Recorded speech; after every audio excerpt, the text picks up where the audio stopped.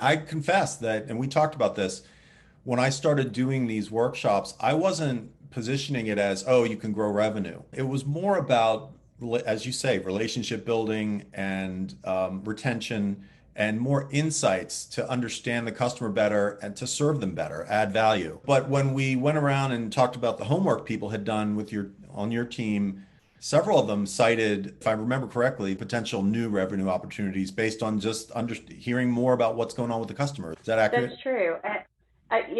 One of the staff was upset because they said, "I think I failed this mission, this assignment because I asked the question, but then it turned into more sales, and it worked. You're on the right path, but just asking the question loosened up the whole conversation enough. The customer took her down that path, not her dragging the Oh my customer, goodness. but it's okay if it goes in that direction. But I do think when we did round one is that some of the staff were nervous, like, I'm afraid of the answers I'll get. And sometimes that prevents us from asking the question because what if they ask me to solve for X and when I can't?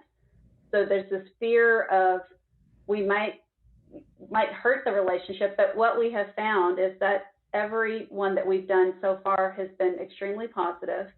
We've had good outcomes, and we may not have found the information we wanted to find out. Like, we may have found some bad news for us. But as you mentioned, I mean, to me, any insight is better than being ignorant. So Right. once again, those are the things that I lose sleep at night about is the quiet customers that are just quiet. I'd rather have someone yelling at me and knowing they're in to fight for this relationship and we can solve for that versus someone quiet. Right.